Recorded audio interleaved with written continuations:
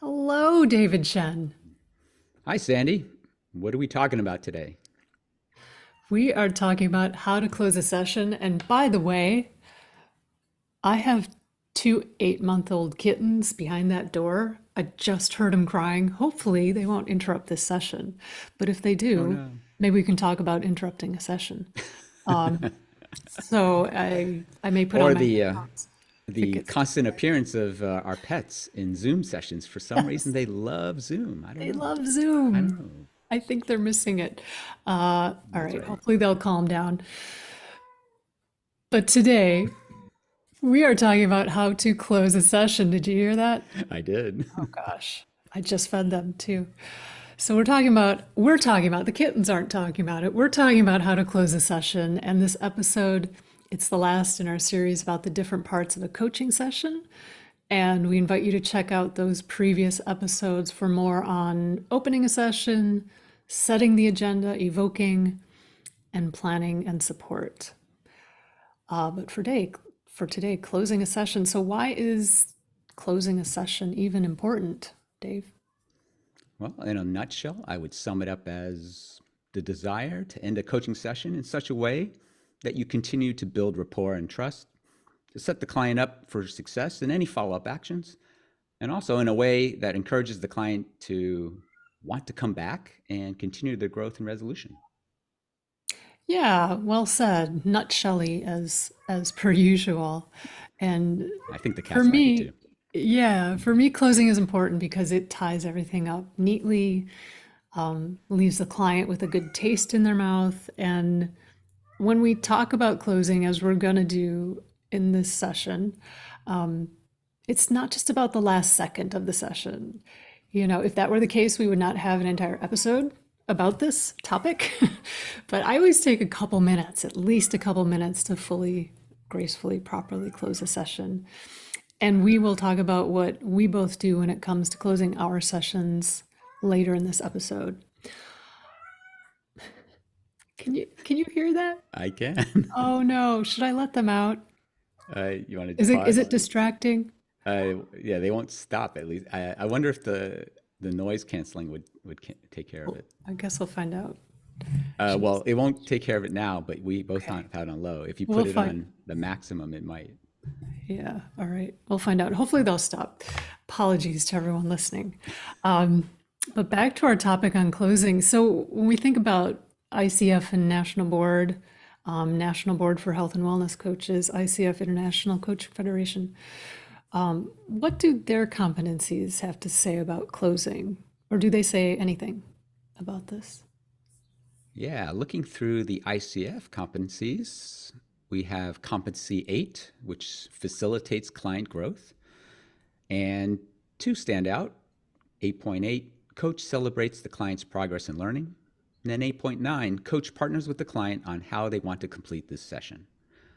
Now, competency 8 has a whole bunch of other line items, which might sneak into the end at the closing, but these are probably the two dominant ones.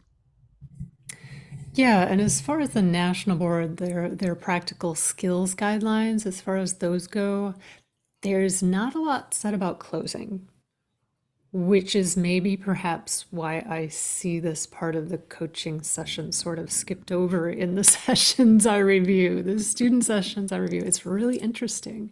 Mm. There is a competency on time management, but that's about it. So I'll speak more to what I see in those student sessions in a bit.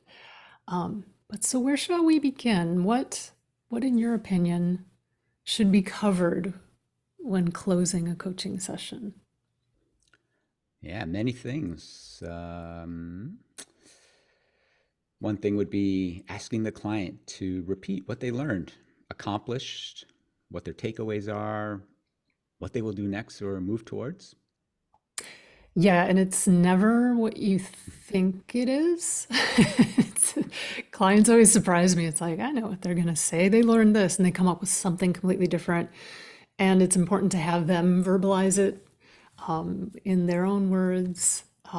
It'll sink in more, sort of seal in that learning more so than if you say, what you think they learned. And it's more Yeah. client-led, of course. Yeah. Yeah, it's funny when they come back with their interpretation of what it was, or something completely like totally different. Mm-hmm. And I remember going with the flow with a lot of those and just like, oh, well, that sounds like a good one. Let's do that. Right, right. Yeah, whatever works for them. Uh, Reinforcing what was discussed in the session. Um, just like you're saying, Sandy, when they reaffirm verbally, it can help them remember and set their intention to go and do whatever it was that they said they were going to do. Mm-hmm. Yeah, having the client state it in their words. Yeah. And something I've noticed, which is really interesting, is sometimes that reflection again may reveal more to the client as well as the coach on something that is important to the topic. So discovery can happen anytime. And when when the client hears themselves verbally repeat something, sometimes they'll realize something else as they're even in the closing as they're repeating it. And then we observing their reaction, we often can see something else that we might have missed during the session too. So we may get more insight into what is going on and potentially where to go next. Probably more appropriate for a next session, but Right, could be right. more information for us later on. Yeah, as you're talking, I'm thinking, boy, this could open up a whole can of worms. We're talking about closing, and if something's said right at the end, it's like, woo, but we'll talk more about that, like what to do if the conversation seems to open up. We'll speak to that a little bit later. Yeah, absolutely. But yeah, what else? Here's a favorite one for me. Many clients don't take notes. They just sit there, right? They're just listening to us and we're having a great conversation.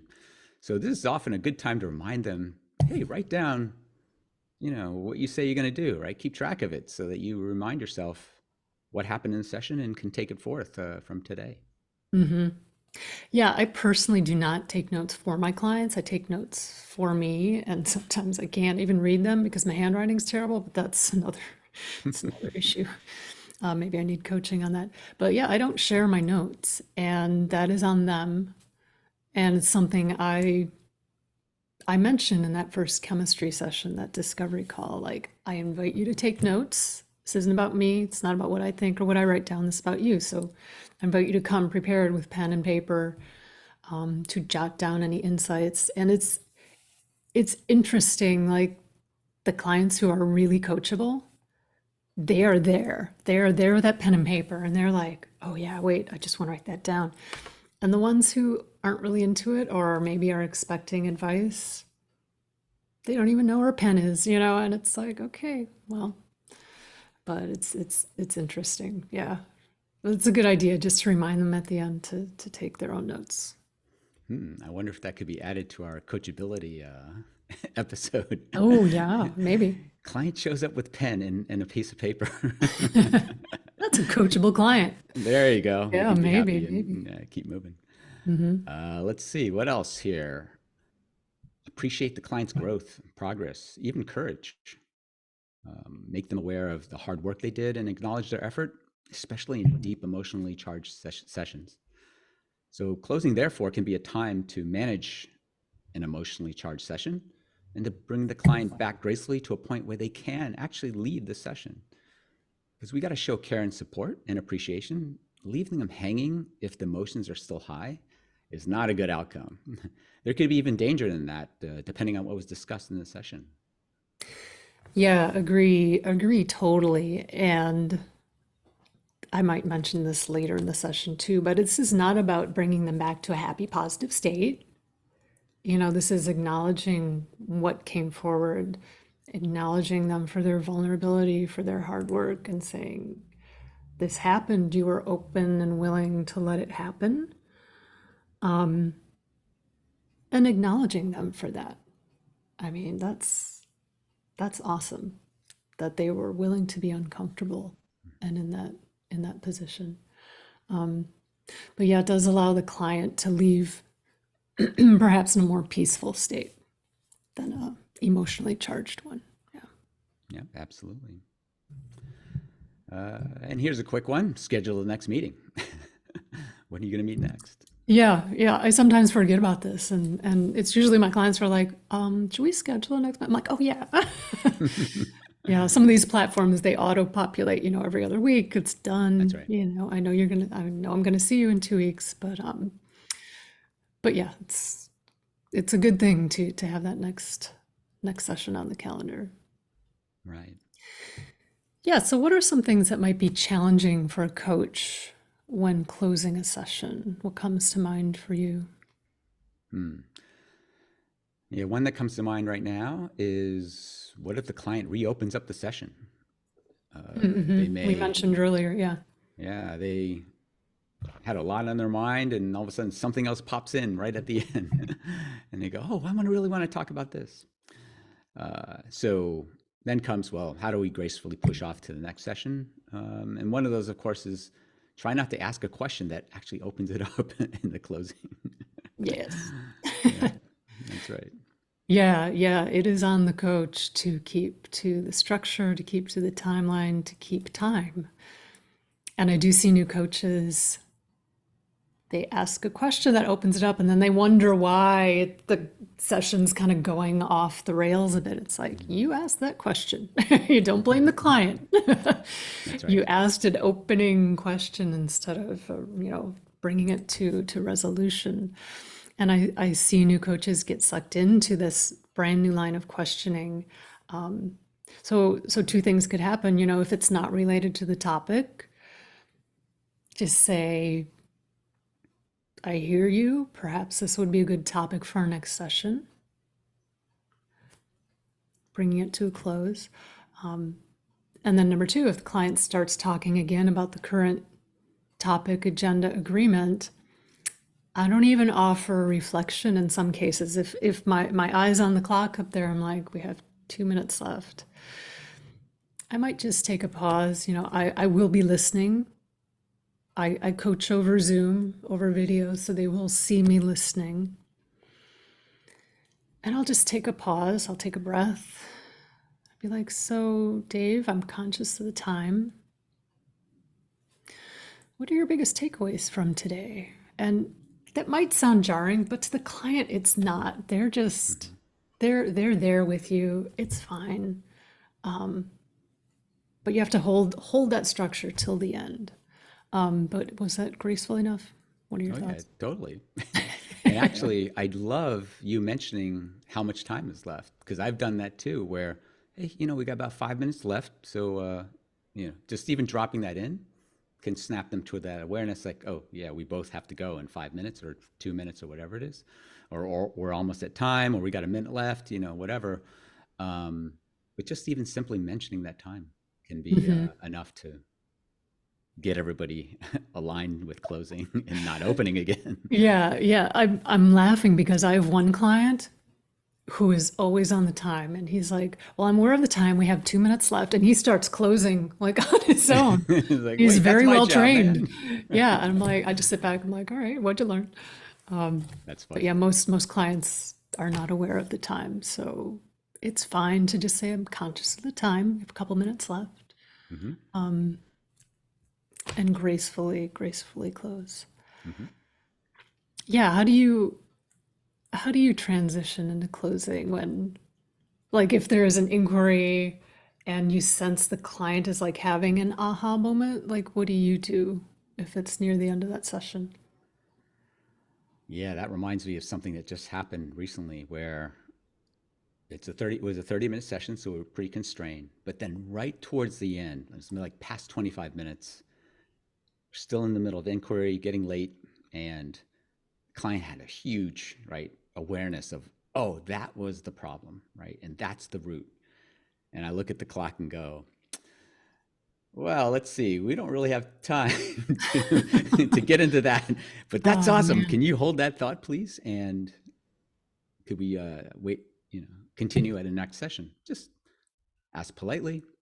And I haven't had a person say, "Oh no, we got to do this right now." I mean, everybody pretty much is willing to kind of continue it at the next session. So that's been positive. Mhm. But yeah, just be polite about it and acknowledge that it did happen, and write it down if you have to, so you can both. remember to kind of continue it on that topic line at the next session. Mm-hmm. Yeah.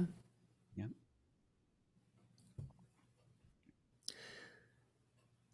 So can we talk about time? Yeah, let's talk about time. Speaking of time, so like running out of time. Again, I'll talk more about student sessions in a minute, but this seems to be a hot topic, like running out of time. And I just want to say, we don't run out of time. We have all the time in the world. And always leave room for closing, like always, always, always. And, depending on how chatty the client is, like maybe 3 or 4 minutes, maybe a little bit longer if you know they're going to give you a big long page of what their takeaways are. Get to know your client, know their tendencies. But when I see the clock has 5 minutes remaining in a session, regardless of it's a 30-minute, 45-minute session, I start to think about closing regardless of where the conversation is. And that's where, you take a pause, take a breath. So, client, what are your insights? What are your takeaways so far? Blah, blah, blah. Yeah, absolutely.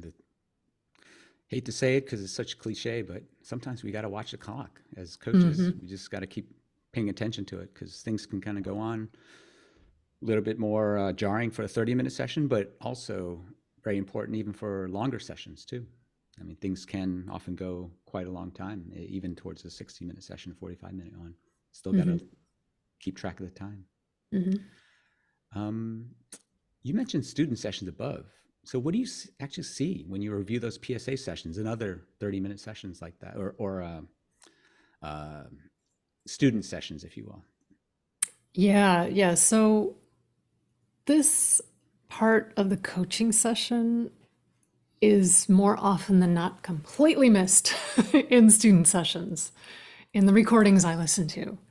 And maybe it's because it's not a clear competency for either ICF or the national board, or maybe it's not taught. I don't know, but it's fascinating. As I hear people, well, going back to time, I hear students getting really nervous about the 30-minute time limit. Most coach training schools, they have students submit sessions for certification, and those sessions usually have a 30-minute time limit. And students get nervous about that time limit. And so they end up abruptly ending a session. And it's very jarring. Even if there's 1 or 2 minutes left, I'm like, you had like 2 minutes, dude, what are you doing? You could even say, just simply in the last 30 seconds, your hard work today during this session is to be acknowledged, and your strength of perseverance really was coming through. Would this be an okay place for us to close for today? I mean, how long did that take? 15 seconds, 20 seconds? And that's a very abbreviated version, but it acknowledges the client and asks if it's okay to close, keeping it client-led. I don't want to say there's no right or wrong way to do this, to close a session. But the wrong way is to abruptly end it without closing properly, whatever properly means to you. Yeah, absolutely. Yeah. Got to have a little bit there, no matter Gotta have something. Gotta have something. But yeah, so should we talk about what we do when we close sessions? You want to go first? Yeah, sure. So let's see, some favorite questions as the time is running out. What have you learned today? What insight have you gained today? What is one thing you will do after this session? I often use this in 30-minute sessions and time is running out, but I'm going to close on an actionable place. How are you feeling about what we came up with? So that acts as a last check for me to know if the client will actually go do it. I've had many times when they say yes, yes, yes, yes, and I go check and I don't see enough emotion behind it. I go, okay, we got to do something about this. And I only have a minute to do it. In 30-minute sessions, I mean to push off finishing to the next session, so I'll do as gracefully can, and we talked a little about that before. Thankfully, this has not happened with 45 to 60-minute sessions, so keeping track of the clock effectively is a good thing there. And speaking to your students, closing quickly, you can almost like push like planning, support, everything into the last kind of minute. It's amazing how much you can get in there. I've Mhm. had so many clients where I felt they really, got what they wanted to do and they're sure of it. And I go, oh, anything to prevent you from doing this? No. Do you need any additional support to do this? No. It's like, okay, good place to close session. Done, right? It's like, oh, off to the next session. Yeah, planning should Uh, not take a long time. We talked about that in our previous episode for sure. yeah, so you can kind of shove all those in there, and it's oftentimes is appropriate to do that when you feel the client is really gung ho about what they're going to do. Don't shove, Dave. Shoving is so violent. Oh God, my language again. Language, Sorry. language. Sorry. Go ahead. Let's see. Yeah, like as I said before, good place to stop for today. Could be next session scheduling discussion or questions, reschedules, all that kind of thing. One that I actually like asking sometimes is what else remains for us in this session.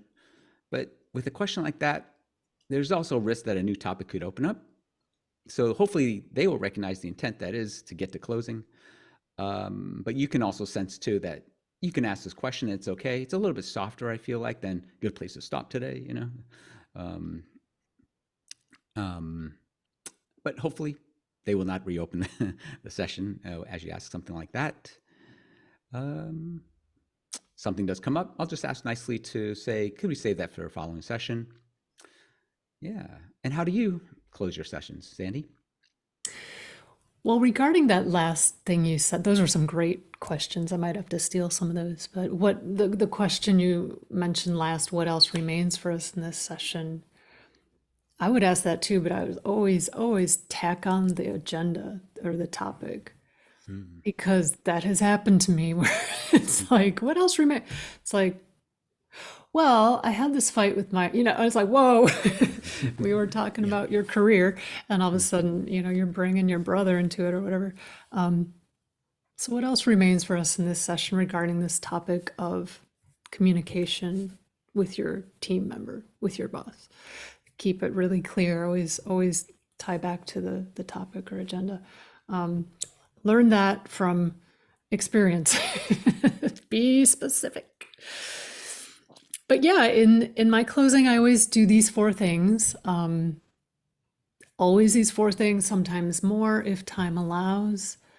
And again, this is with, 2, 3, 4 minutes left, maybe 5 minutes.